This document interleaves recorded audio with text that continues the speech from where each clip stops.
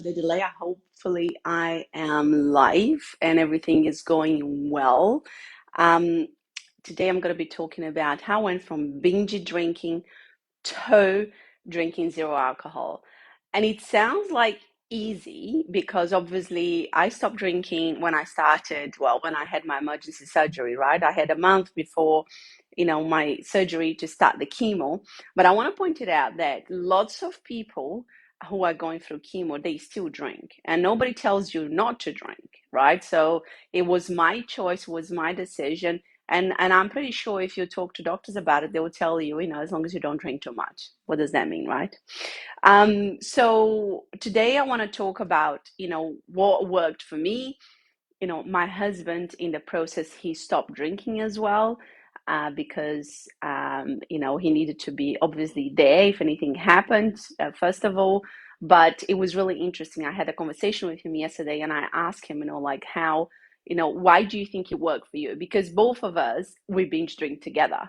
I binge drink before I met him, but when I met him, we drank loads together. And we drank at home as well. Like some people don't drink at home, but we drank at home. So we drank, Thursdays, Fridays, Saturdays, Sunday. This is like after having kids, but we actually drank at home. So the first thing it is, and I think that is really important, is to avoid opportunities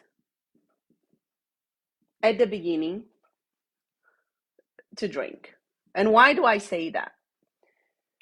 It's like that whole thing, most people are overweight because they have their cupboard full of, foods that don't serve their bodies, full of biscuits, and they have ice cream, they have crisps, they have beers, and they want to be strong enough to say no to it. It doesn't quite happen like that. So if you have, the kind of social life that you go from one party to another, and there is always drink, cocktails, and this, that, and the other, at the beginning, it's going to be pretty hard. I'm not going to lie to you to say no to it, right?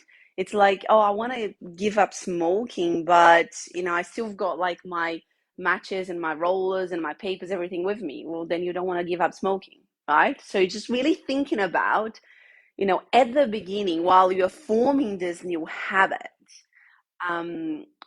what you need to do to help you in the process, because you need help, right? Don't think that because, oh, but I can't do this because I can't change things from one day to another. I haven't got the discipline. I haven't got the motivation. It's not that.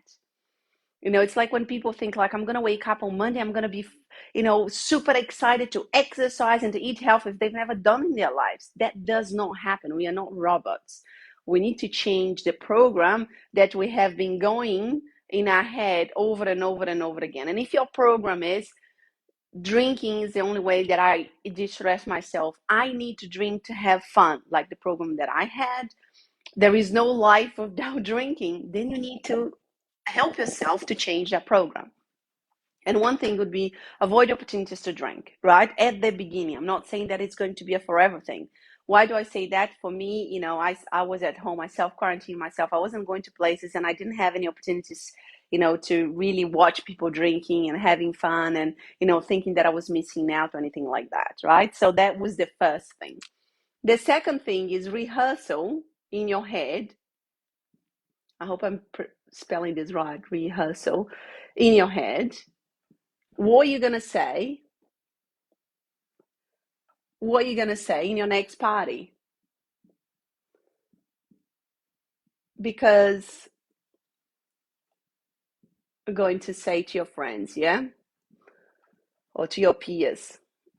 The reality is we live in a society that promotes drinking as a way to distress, as a way to have fun, as the only way to living, a good life. So when you say to people, I don't drink anymore, and it is not something that I would recommend you to say, what happens is people go straight from like, oh my God, why? Like, but you don't drink that much, because they need to justify their life and why they need to drink. That is the reality of that, right? If they drink and if they believe in that, that way of thinking that drinking is the only way to have fun, they need to justify what they're doing, and they want you with them, right? It's like when people, want to make money and they just hang around people that are broke, and they want to be, fit, health, and stronger. They only hang around people that are overweight and eat unhealthily. There's some research studies that says that, you become the average of the people that you hang around with. So, if all your friends, all they do is drink and party hard, I'm not going to lie to you, it's going to be hard for you to just be the only person that's going to be sober. So you really need to think about that. So I wouldn't suggest you go to your first party and say, I've stopped drinking forever, because nobody's going to support you on that. So, you can go to a party and maybe say, like, oh, I'm not drinking this weekend, or, I'm just taking some time off drinking. For me, it was easy. I have the cancer card, and I said, I've had cancer, so I can't drink. I've decided not to drink anymore. So people accept that straight away. But I know that people do not accept that if it's not something like that, because people be like, come on, you've got to drink. Come on, just have one. It's not a problem. I've made this cocktail. It's really good. And, because they want you to go with them. So rehearsal what you're going to say. Don't say anything like drastic and dramatic, like I'm never going to drink again, because you're going to feel very lonely and nobody's going to give you any support, and you're going to wobble, and you're going to think to yourself, wait a second, nobody's supporting me. And in that wobbly moment, you might give in and you might drink. We are creatures that like being connected to other people, right? We are creatures that seek acceptance. And if we are not accepted by our pack, we're going to find a way to be accepted. So think about that. Rehearsal what you're going to say, at least at the beginning, until this new habit becomes part of who you are, and it's no longer hard for you to go to parties and not drink, right? So the third one, and I think that's really, really important, find another hobby. You're saying, like, to myself, and that's pretty harsh. Drinking is not my hobby. Well, it was mine. I felt before it was worth being hangover every other day or 4 days a week, for 2 beers a night, for de-stressing myself.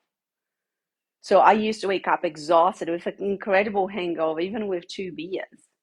Because the older we get, the worse it does get, because our body's in worse shape, right? So, like when I was young, I could just, drink for the whole night, have my breakfast and feel a little bit queasy, and then have my lunch, and I'll be fine again, next round drinking. That doesn't happen when you get older, and you might feel that. So just think about, okay, what will I be doing with my time and my money, right? Drinking is very expensive. Just find something else for you to do that is going to help you distress. Because the drinking is a momentary, fun and de-stressor, but it's not a long-term solution, because it's in the process it's really temporary, because as a result of that you sleep badly, and you are more under stress the next day because you haven't slept well. So, you get more tired. So you're putting your body in a different stress. And on top of that, your body's having to detoxify from the drinking as well. So find yourself another hobby. Find yourself something else to do with all that time and money that you're going to have. I think that is, when I look back at my, teenagers, years, 20s, I used easily sleep until 12 o'clock on a Saturday and a Sunday. And I wasted all my life doing that, because I would be drinking all night. What a waste of life. But you couldn't have said that to me back then, because that was living up.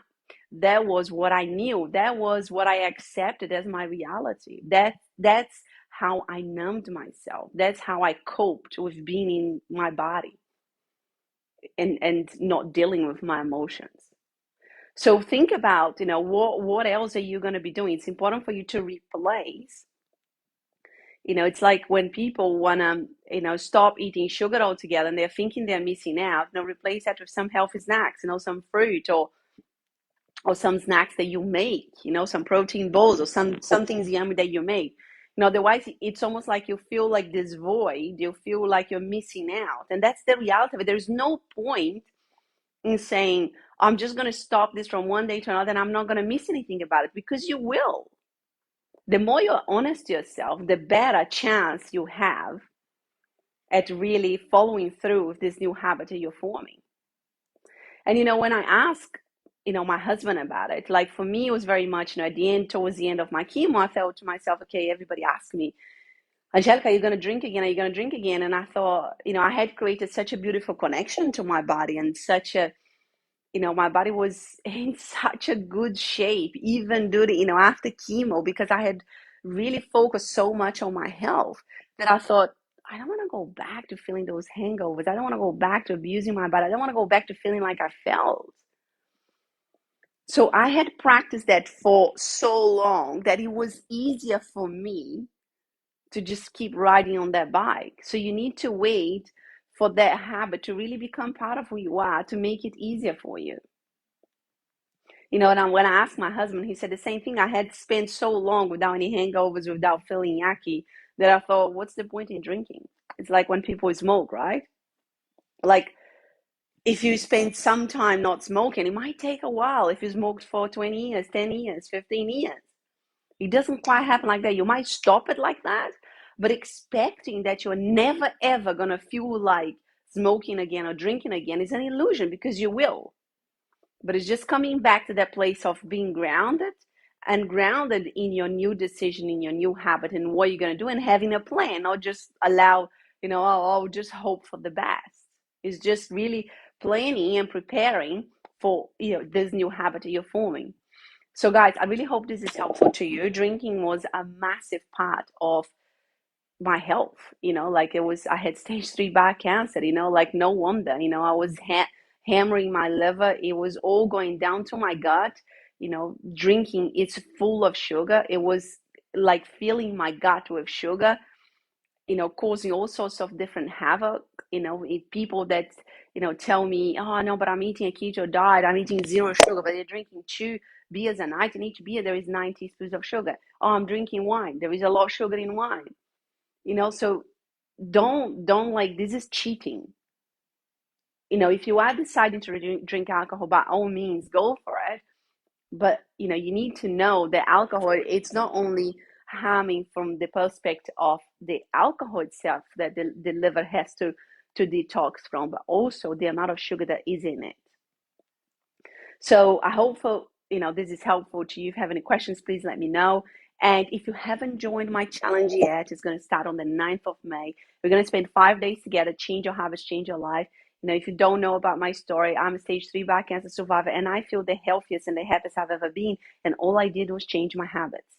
Everything we do are habits. If you are not where you want to be in your life, you're an entrepreneur, running yourself to the ground, you're feeling up and down, getting sick all the time, you're feeling anxious, depressed, you're overwhelmed all the time. There is another way. There is another way. Having a business, it doesn't mean that you need to run yourself to the ground. You can treat yourself differently. You can create habits that are easy and simple and sustainable, that is going to help you to become the best version of yourself, so you can give your all to your business. So if you haven't joined yet, I will add the link below. We're going to start on the 9th of May. I've had so many people transforming their lives in those 5 days. We take action. We take massive action. I've had people that joined afterwards my program, and then just alone with the homework of the challenge, they've changed their lives. So it's free. Take advantage. Be honest to yourself. If you're not where you want to be, you need to take different action, and this is free. So join the challenge so you can transform yourself and create new habits, so you can start creating the life that you want. Take care, guys. And if you have any questions, just let me know. Take care.